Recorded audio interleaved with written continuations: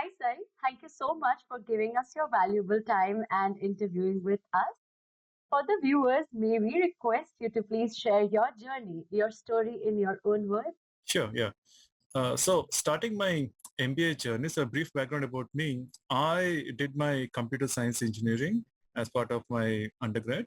And immediately after completing that, even in the final year itself, there was all this discussion about preparing for CAT and giving a shot at IIMs.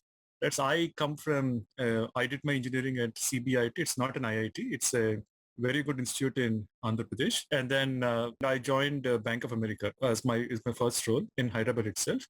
And then during my time at Bank of America, even though I joined Bank of America, it was a very good learning experience. Still, this itch to do that MBA, give one more shot, always existed. And I prepared for CAT. And then I gave my second shot, which is the first time it went online.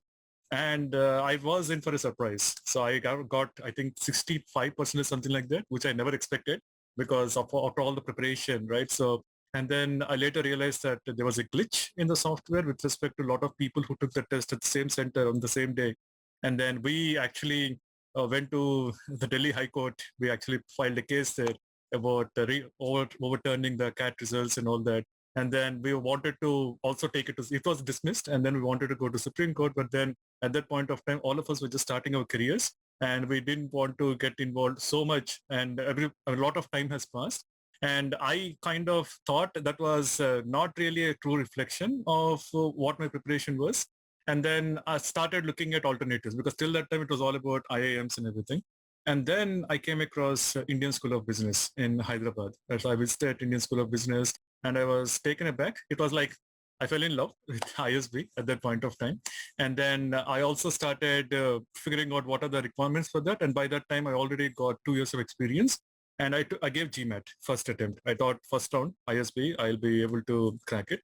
And I got a decent score. You should say 680 was the score initially when I gave my first shot at GMAT. And the preparation, the mindset at that time was like of a typical engineering student, right? It's trying to just crack that exam, prepare for the exam and just complete it, master it, get first place, something like that. And that's exactly how I prepared. I did not give any mock test initially. Did not give a single mock test because I thought psychologically it will play a part in my final exam. And then during the exam, I started thinking about how the system is actually reacting, whether I'm doing correct, am I doing good, or am I getting a lot of answers bad? By looking at the difficulty of questions, I started thinking about it.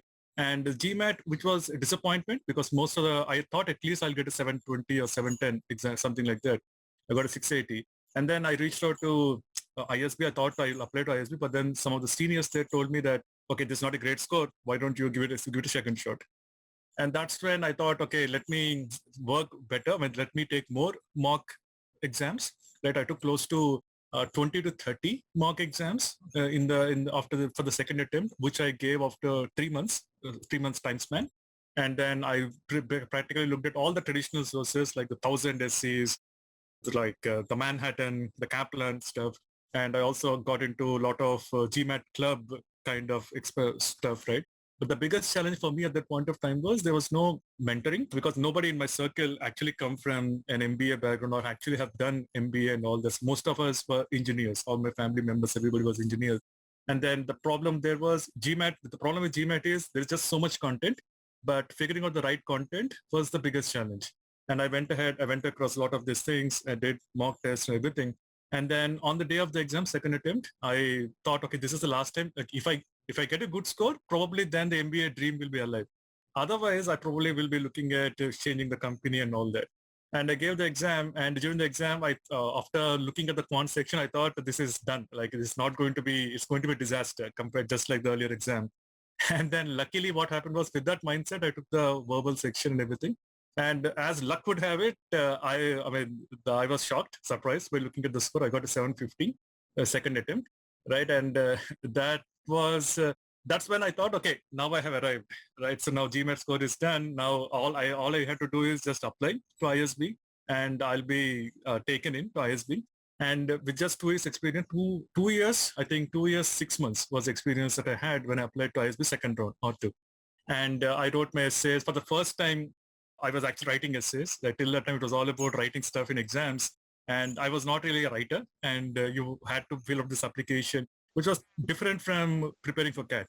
Right. For CAT, everything was about quant, making sure that you get the questions right and everything. Here, it's not really yes or no kind of question. There are no multiple choices, right? Suddenly they were asking about what did you achieve in your life? What exactly you want to do in your life, right? And those were like pretty deep questions, which I was not really having a lot of clarity, but still I went ahead. I applied to ISB and I got an interview call from ISB, and the interview was supposed to happen for 30 minutes. The interview was done in 10 minutes because of the way I spoke. They were unable to get anything, they were unable to understand anything like with respect to what I was saying. And I was all over the place. I was nervous at that point of time. And I knew by the moment I walked out of the door that, okay, this year it is done. I'm not going to get into ISB. And then after that particular rejection, then I was thinking, okay, let us go international, right? So ISB didn't work out. So I have a good GMAT score. Everybody kept saying 750 is a great GMAT score, right? So you should apply to US universities. And the problem at that point of time was there is, again, nobody in my circle who can actually guide me on. There's so many universities, right? I was Googling it. Google was the only guidance. But then the problem in 2000, I'm talking about 2011, 2012, 10 years back, there's not this much information with respect to universities. Mostly if you have connecting you to some other connects, that's where you're having information, right? And that's when I came across Experts Global. I was actually searching and I spoke with Anand at that point of time. Like I mean, the initial conversation went really well. The first time I felt I was getting some feedback on where exactly I was, right? So with respect to my profile, there was a holistic profile evaluation, which never happened till that time. I mean, in any scenario, any university, any of these exams that I was preparing, the feedback was never provided. And once Anand actually provided the feedback, that's when I knew that, okay, now here is a person I can trust. And I worked with Anand. I took this 10 schools program. Either you get admission or you'll get the entire package refund, right? So I think it was around about 97,000 at that point of time, 10 years back, right? And then I started figuring out the strategy. So then we started looking at different dream schools, right? What are 3 dream schools, 3 must-haves, right? And 3 backup schools along with scholarships. So initially I went to Anand and I said, let me apply to top 10 B schools in the world. And then he said, that's not how it is going to work out, right? So every school has their own requirements. And I was having 3 years experience. Like after when I applied, it will be just 3 years experience, right? And my mindset was, for me at that point of time, doing an MBA was the only thing, right? I was not really thinking about what happens after an MBA. Everybody kept saying, okay, you'll get a good job and all that. But at that point of time, if I had to go back and tell my younger self as to what I should have done, right? So more exposure would have helped, right? More focus on like what are the different opportunities available after MBA would have helped. At that point, I was really techie, like a typical IIM, Indian IT male, right? So that's the segment that I was falling in, which is a huge segment, which is segment even now, which is the most important segment for US universities with respect to applications. And the biggest challenge was same with ISB interview. Differentiation was a huge problem. I did not have anything in my profile that that was truly spectacular. Hey, there's nothing spectacular even now, but at that point of time, there was like even lower probability of that being there. Right. And that's when talking with Anand became that first person, Anand and Mayank, they became the first people out in my network who can guide me on, okay, what are these different things that are available, present out there? What are the options post MBA? What are the different career paths, right? How you can probably approach them, and what are the challenges there? And now that because the whole process is so complicated with respect to application, you need to first make sure that GMAT is. One good thing was I did GMAT was out of the way, so I can focus on the applications. But even in the applications, you need to have essays, right? You need to make sure that you get the recommendations in. There are so many different timelines with respect to R1, R2. And then if you get interview call, then you need to prepare for the interviews, right? And then there's just a lot of process out there. And that feedback is what I was looking for when I applied for Experts Global. So if I write essays, and at that point of time, and even now, I kind of undersell myself, right? And I was underselling myself a lot at that point of time. Right? Whenever I write an essay, it feels as if there's nothing in there. Even though there's nothing, it feels when I write something, it's like a lack of anything interesting in that whole application, right? And that's where Anand's feedback helped, right? So there were times when I actually gave 20, 25 versions of an essay, and they patiently gave feedback on each and every time. We're iterating, right? So on top of that essays, And then we applied to a lot of these schools. I applied to the Wharton. I applied to Stanford. I also applied to, I think, HEC, Paris, and Watford, Wharton and Stanford. So both of them didn't work. I mean, they didn't even call for an interview. But then I started getting interviews from Carnegie Mellon, Tepper, and also HEC Paris and IESC, Spanish B School. And also I got Penn State University and Boston University. I got interview calls pretty much except Wharton and Stanford. Every other university that I applied to Experts Global, I got an interview call. But then the real tamasha started after that, right? So for the first time, once I had the Carnegie Mellon interview, I was rejected after that. Same thing happened with Darden. Same thing happened with Duke. And all these universities, they rejected me after the interview. And then I thought there was like interview preparation that was needed. I was looking for, because till that I was actually I am still actually very shy individual with respect to opening up. It takes time, conversations. Interviews were never a conversation with me at that point of time. It was more of a Q&A. So they ask a question, I come up with an answer, and they ask another question, I come up with an answer. And that was a problem. That's the reason why they found my communication skills to be not up to the mark with respect to a B school graduate, right? And that's the reason why these universities rejected me. And then I made it to SMEAL and Boston University and IESC and Hong Kong University. So these 4 B schools happened in the first year of association with Experts Global. And everybody thought, okay, I'll be going to one of these 4 schools. But then first low, still being there, I again applied to ISB, second attempt. And this time, when I applied to ISB, right? So I was actually more nervous than the first time. Generally, second time you be less nervous than the first time. But this time I was actually more nervous during the interview. And a lot of things that I mentioned in the application didn't really come out right in that moment. In that moment, I actually messed up the delivery aspect of it. I think I over prepared for the interview, like too many combination. I mean, I did not take a lot of mock interviews. I actually took interviews with respect to other universities. But when it came to ISB preparation, I was a bit overconfident with converting these B schools like SMEAL, Boston University, IESC, and others. So I thought I did not really prepare much on the interview part for ISB. And that delivery problem, that Q&A problem still existed. It was not a conversation even then, right? And then ISB didn't work out. So again, it was back to square one, right? So I actually thought, okay, probably I'll take feedback from ISB. And ISB gave me feedback after that saying, okay, there is, your profile is too one-dimensional. There are not enough dimensions. There's not a lot of contribution differentiation with respect to other candidates in the profile. So that's when I spoke with Anand, spoke with Mayank, and we decided that, okay, probably instead of kept on applying one again and again, it's like committing the same mistake again and again, expecting different results, right? So what they said was, okay, maybe you should focus on making you improve your communication skills, and you also also take up more leadership related, like more challenges, maybe probably you gain more experience in your organization, right? So that was a session that was taken. And at that time, I took a break as such for a year. I tried to shore up all these different areas of improvement, right? For the first time, I actually started working on areas of improvement, because till that time I felt everything was perfect. Coming from engineering background, at that time percentages was the only thing, right? That was the only thing that I cared about. And in company, promotion was the only thing that I cared about, right? So that's when I took a break. And for 1 year, I joined Toastmasters to get my communication skills up to mark, and I fell in love with Toastmasters, right? And then I also did pro bono consulting. Then before, like the consulting is what I wanted to do after ISB. But then based on feedback, I said, okay, let me give it a hand even before instead of waiting till doing an MBA to get into consulting, let us start doing pro bono consulting for NGOs, non-profit organizations before ISB. And these things helped. I got into Carnegie Mellon, Tepper, with 50% scholarship. And then IIM Kolkata's 1-year program, that also happened. I actually paid 3 lakhs deposit to IIM Kolkata because of because the results were announced much in advance. And then there was a final shot, right? So I also started my own GMAT coaching institute, which kind of shared all my learning. So I resigned from Bank of America's job, and for 6 months I ran this institute along with another ISB LM, and we were going in this direction. And then again, R2 came for ISB. So I thought, okay, one last time. So anyway, this year I have decided to do an MBA. So be it Tepper, be it IIM Kolkata, right? So let me give one more shot, one final shot at ISB.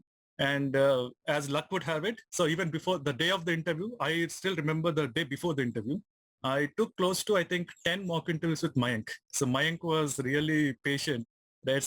He actually understood, okay, this is what has been pulling me back on the day of the interview. Maybe I was getting too worked up with respect to interview. So I took 10 mock interviews with Mayank, and those 10, and ISB interview proved to be the 11th one. So the feedback coming in from those 10 interviews actually helped me engage in a conversation, probably for the very first time at ISB. And even during the interview, they asked me like, what if you get rejected the third time, right? You got rejected twice, right? Why should we hire you again? At that point of time, I had at least all this admits in there. I told them that I would go to Kolkata, I would go to Tepper, but ISB has always been my first law. And luckily, they probably liked the responses, and I made it to ISB, right? I know it's a very long journey that I explained, but Experts Global, if you see, they have been through this entire phase because it was like lot of lows rather than highs. The highs came at the end, but the important contribution was during the lows that happened in the first year and the second year, right? So that's where yeah, that's my journey. This is amazing. It's very inspiring. Like after so much of struggle and so much of hard work that you put into, you finally got into your dream school. And this is very, very inspiring. So, with the benefit of hindsight, what are a few mistakes you believe you committed in the process? And what common mistakes would you advise all the GMAT aspirants to avoid? Right. Yeah. So first, probably I'll get to the GMAT side of things, right? Because for GMAT, what my mindset at that point of time was, quant was child's play in the sense because I'm coming from a strong engineering background and also preparing for CAT for 2 years, right? So the math part of it was actually covered up. And for the first attempt, I took it really light in the sense I didn't really prepare much for the quant side. And I thought, okay, I'm going to get 51 no matter what, right? And then in the actual exam, what happened was I think I got 49 out of this 51, right? That actually contributed to a huge dip in my score, Okay. right? And that is one thing that I realized second time. What I felt was, okay, even though quant is your strength, doesn't mean that you completely neglect it. It's like a muscle, right? So the more you practice, the better you actually build it. And the second thing was about the mock test aspect of it, right? Initially, as I told you, I was not really, I thought, okay, mock tests are not good, right? And also maybe they'll have a negative impact on your psyche because it's more of a mind game with respect to GMAT, right?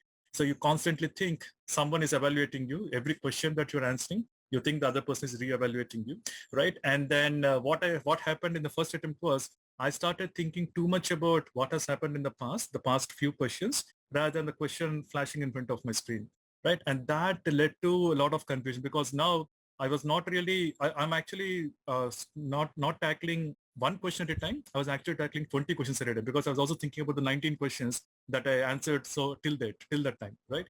And that actually played a huge part in the dip of scores because particularly verbal, it took a huge hit, right? And that's when second time I just said, okay, anyway, this exam is gone, right? I just was not really having a lot of expectations. I thought the quant section was really hard. So there's no point, even if I do a verbal section really well, then I would not be having a huge increase in score. So that led me to like give this exam without much, with this section without much expectation. And that actually helped me because I was able to focus on looking at the question. I actually enjoyed the test in second time around compared to the first time. Right. And the third thing that I would also recommend doing this is like, I was like really poor with critical reasoning.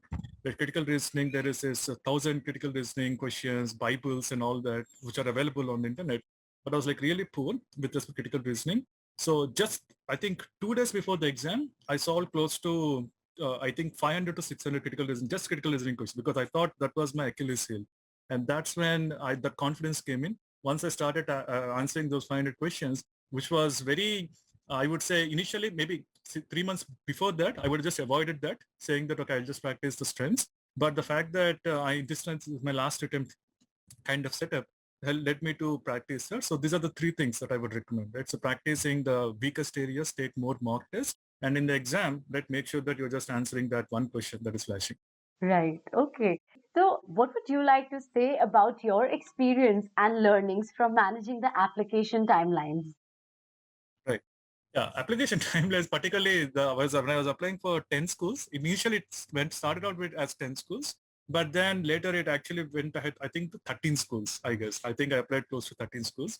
And managing the timelines was actually the hardest part. I actually missed applying to Harvard because I have this a beautiful habit of leaving everything till the last minute because you want your application to be perfect, everything to be completely crystal clear and all that, right? And what happened with Harvard application was that despite Anand and Mayank telling me to apply at least one day in advance, I thought this being Harvard, I need to be prepared, giving it my best shot. So I kept on modifying this essay, some little words here and there, modifying it. And then I missed the deadline because I thought it was 12 p.m. Eastern, so which means 12 p.m., right? But it's actually 12 a.m. for them. So I actually missed the deadline by 12 hours, right? So that was one mistake, I would say. So after that error, I realized that, okay, you should at least apply to these schools one day in advance. If you strive for perfection, that is good, but not at the cost of missing the deadline application itself. And another challenge is managing the recommenders, right? Because recommenders, at that point of time, I have my direct manager helping me out with the recommendations. But then still, I had to give him time initially, a good amount of time for him to answer these questions. And all these questions are diverse. Like Darden has a different set of questions. Stanford has a different set of questions. So it's also a lot of effort from their point of view to actually provide this. Right. So it was second time when I was applying for ISB, my recommender forgot to send the recommendation. Right. We missed the deadline. So that was a huge problem at that point of time, right? So those are the things that I'd say. These days you have so many project management tools, Asana, Jira, and all these things, right? So you can probably use one of those tools to properly plan it out, phase it out, at least plus 2 days in advance. If you can complete the application, that would be awesome. So, can you tell us more about your MBA experience? Okay, yeah.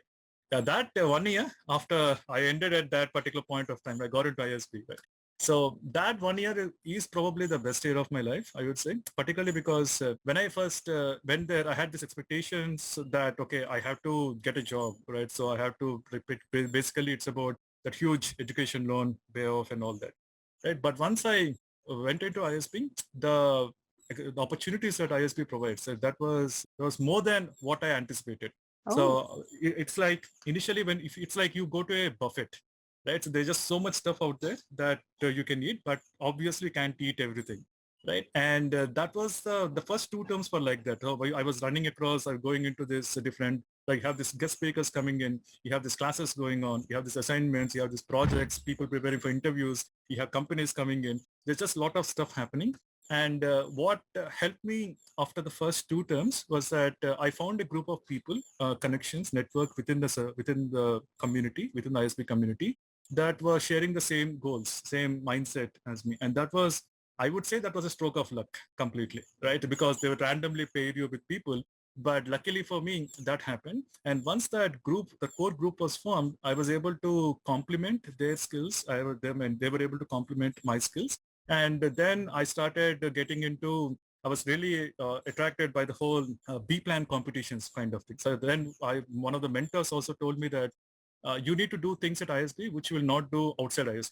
Right? So in the sense, if you already have led, let us say, a club, right? There's no point in again going to ISB and doing the exact same thing. That probably you go to ISB and you do something that you cannot do outside ISB. And B plan competitions provided me that opportunity. So where I was able to come up with these ideas. I have forming teams, competing, participating with people, like to giving presentations to different competitions. Like I actually at ISB went to a variety of countries. I mean, even though I probably in the rest of my lifetime, I'm not sure if I'll be visiting these many countries, particularly with COVID and all this. So I went to Singapore, I went to Hong Kong. I gave actually presentations there. So Singapore, Apple, Hong Kong. I gave presentations about ISB, presentations about what our group is doing. And then for participating in pre-planned competitions, we went to Bangkok, I went to London, right? And visited all these places where we presented these ideas, and we actually got good feedback. I thought of not really appearing for placements during my time at ISB because the learning was so good that I thought, okay, let us focus on building something from scratch. And unfortunately, that didn't work out. So even though we went to all these finals, competitions, competing with different schools across the globe, we didn't really make the final cut. And then that's when you need to have a backup plan. And that's when I decided, okay, the next best thing to starting something is to start your career as a product manager. So that's when I decided to take up a product manager job. Like I have had, again, the rejections still went in there. Like at ISB, I applied close to, I think, 150 to 200 companies. And I made it to the last company. I think 190th, 195th, something like that.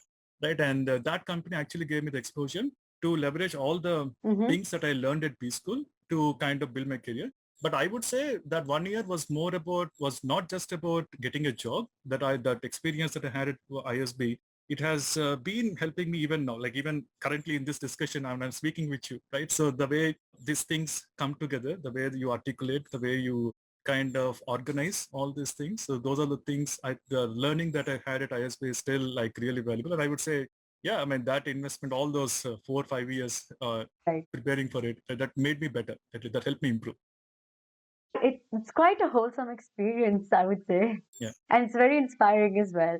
So, can you tell us about your job search experience during the MBA and what tips will you give to the future candidate? Yeah. So job search at ISB, there is a lot of support from the school with respect to job search. You have all these resume reviews, that you also have this workshops where you get to prepare for interviews and all that.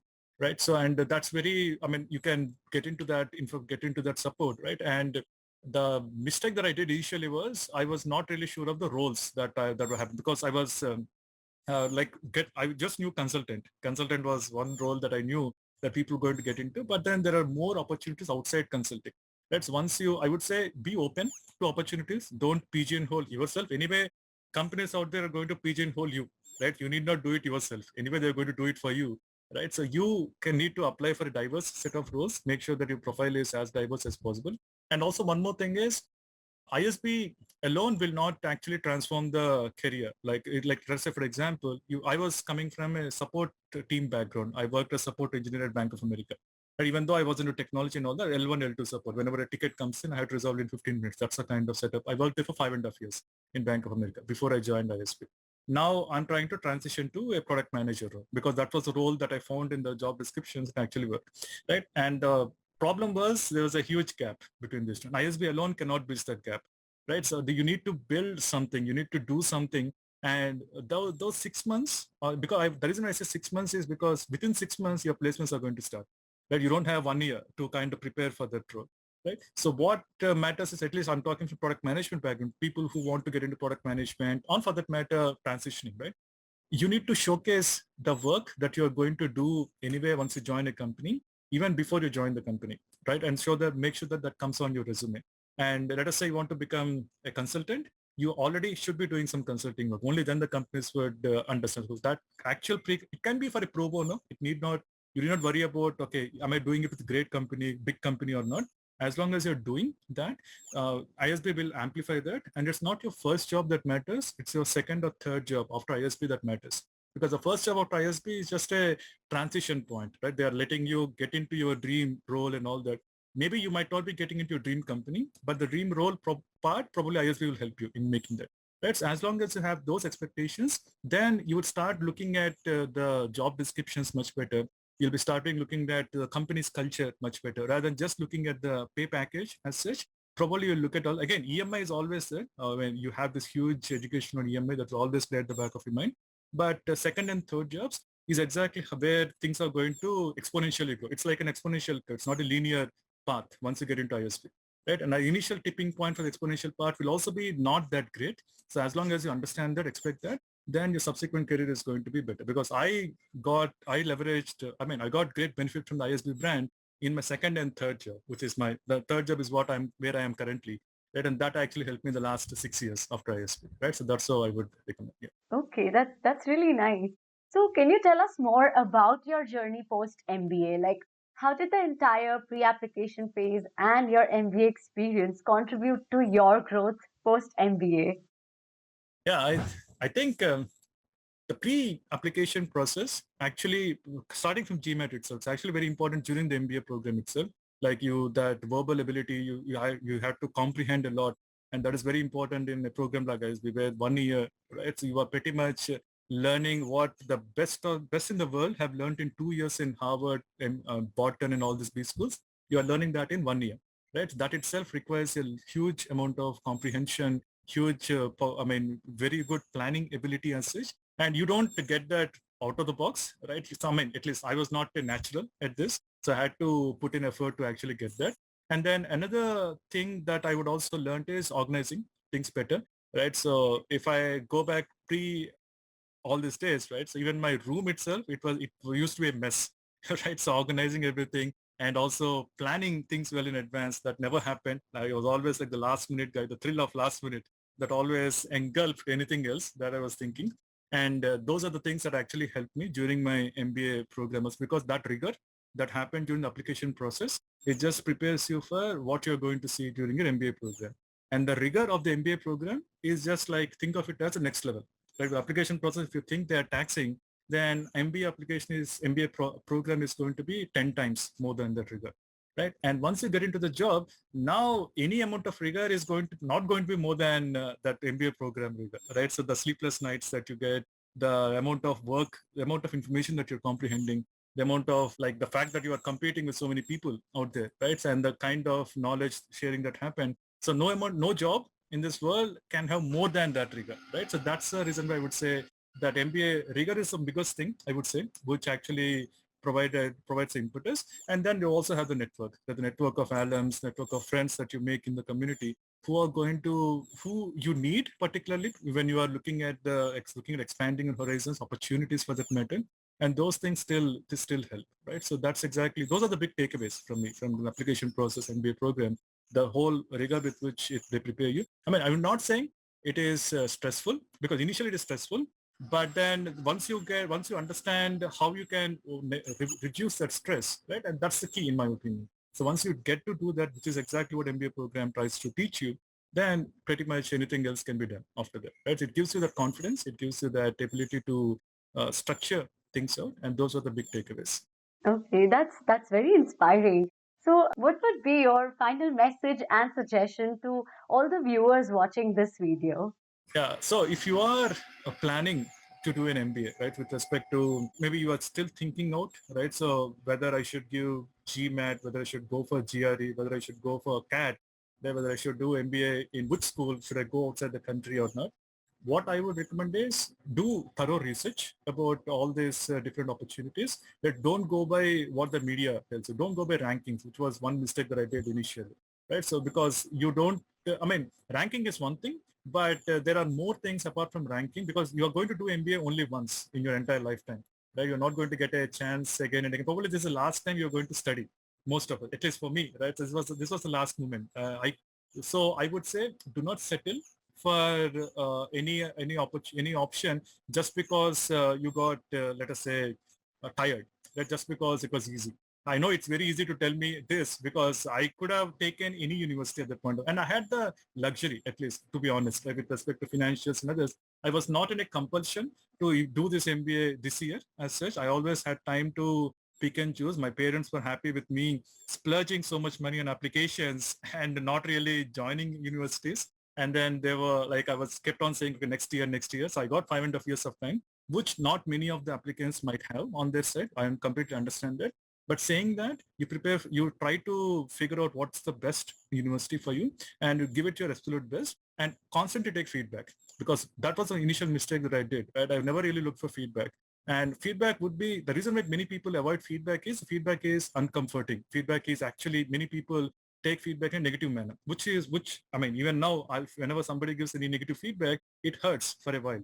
But the thing that matters is what happens after that. After hurting for a while, if you can actually take that feedback and improve, and which played a critical part in my career, right? Starting with Anand, starting with Mayank, starting with ISB and all those rejections, they're giving into feedback. Even Duke gave me feedback, Tepper gave me feedback.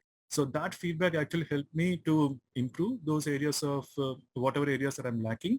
And that improvement was absolutely essential. Like if I had somehow luckily converted ISB during my first attempt, probably I would not be the person I am at this point of time. The fact that the feedback, it took years to actually work on those things, made me more ready for the MBA program. And that would be the key, right? So even if you get rejections, I would say don't get disheartened by that. Try to incorporate that feedback and give it your best shot next time. I know this sounds like a cliched, cheesy advice as such. I know I completely understand that.